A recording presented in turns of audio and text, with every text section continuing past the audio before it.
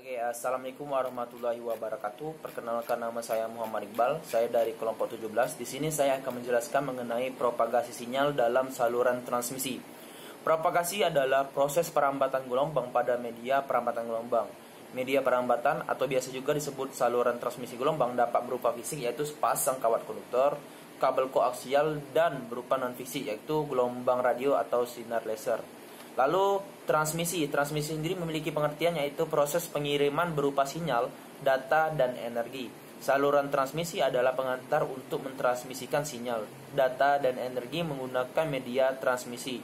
Lalu propagasi sinyal itu memiliki 3 jenis. Yang pertama adalah propagasi ground wave, yang kedua adalah propagasi sky wave, dan yang ketiga adalah line of sight.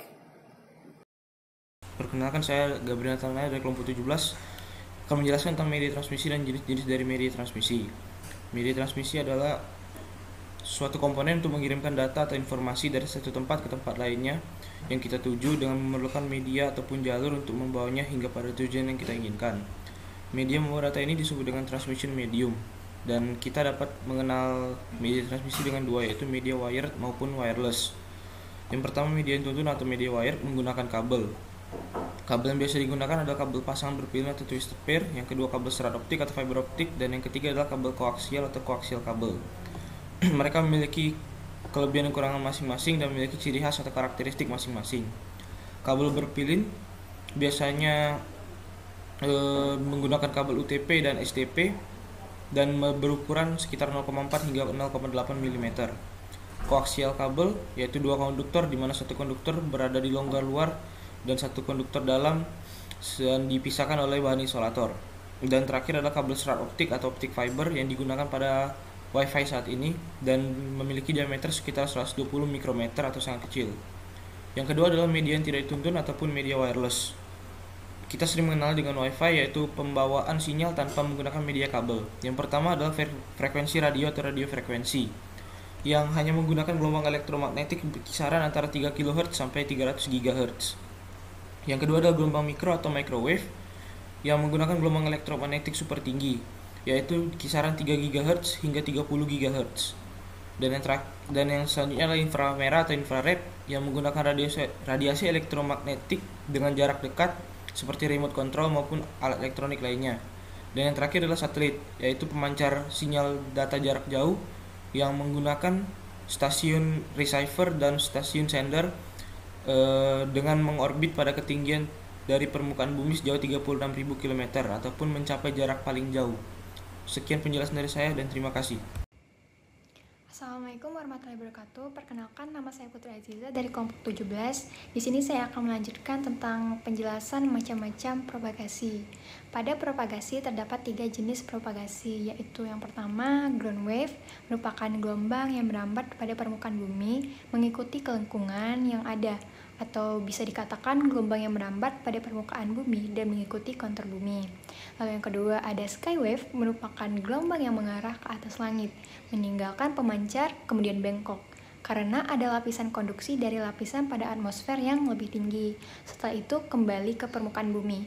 Yang terakhir atau yang ketiga, line of sight, merupakan perambatan sinyal secara langsung dari antena ke transmitter lalu ke receiver. Lalu di sini saya akan menjelaskan 4 gangguan dalam sistem transmisi. Yang pertama ada noise, merupakan sinyal-sinyal yang tidak diinginkan dan selalu ada dalam suatu sistem transmisi.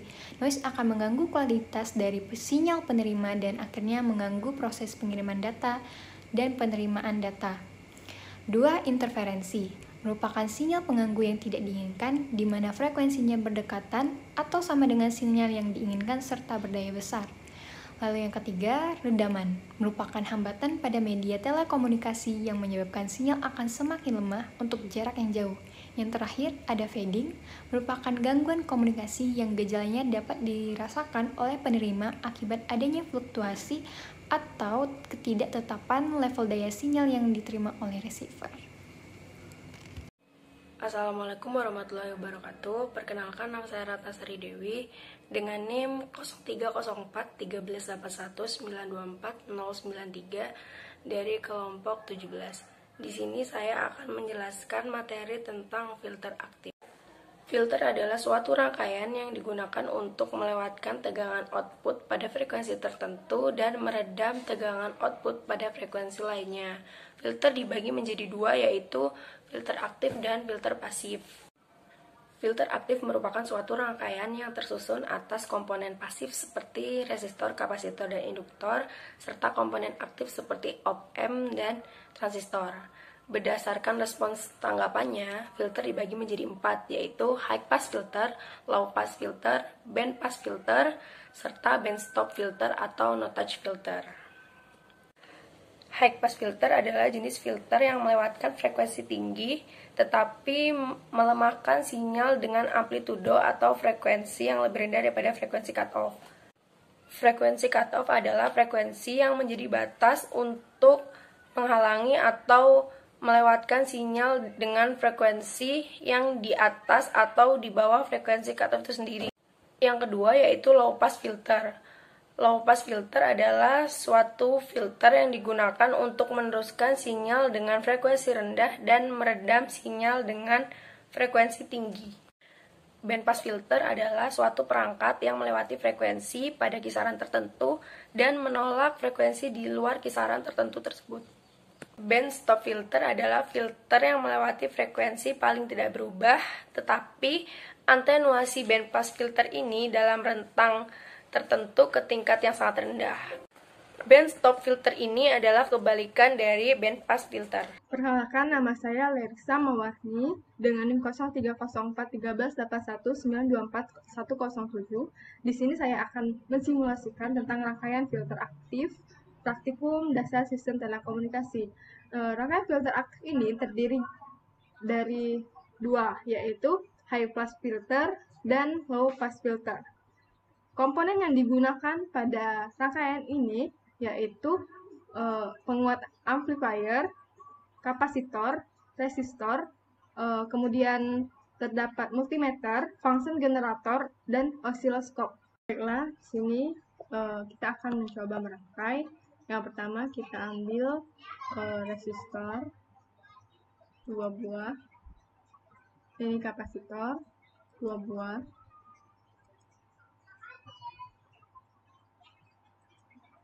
kemudian resistor 2 buah,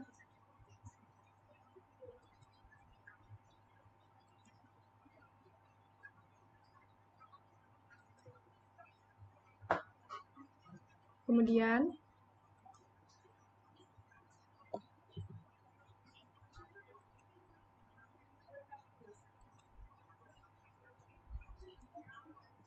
OP-AMP 741,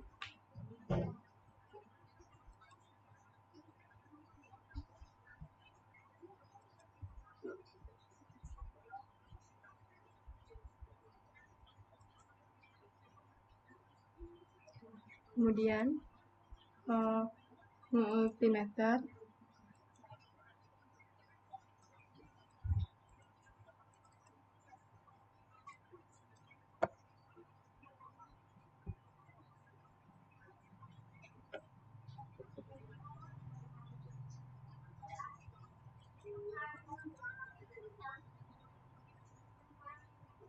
ini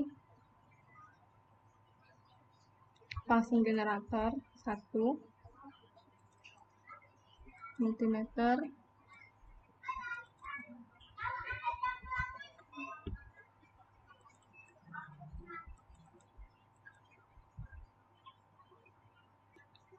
multimeter 2 buah, kemudian osiloskop 1 buah. Setelah itu kita rangkai, dan inilah setelah dirangkai, kemudian kita ubah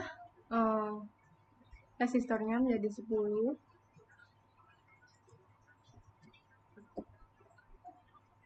ohm,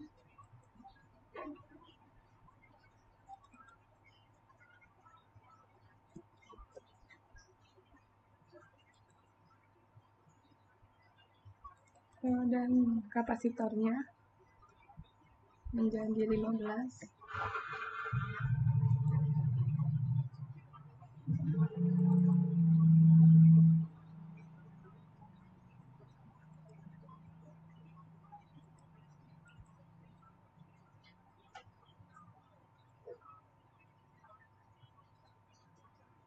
Kemudian kita buka function generator, ubah jadi 9, dan amplitude tetap 10. Kemudian multimeter, C.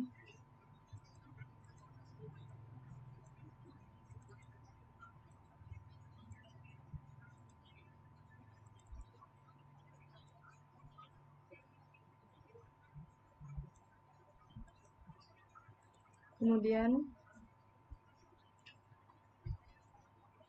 osiloskopnya ini menjadi 100 55 AC.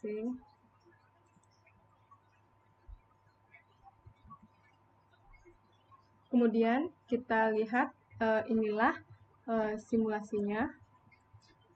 Nah, yang dapat merubah sinyalnya yaitu dari frekuensi. Kita stopin dulu, maka gelombangnya akan berubah menjadi 90.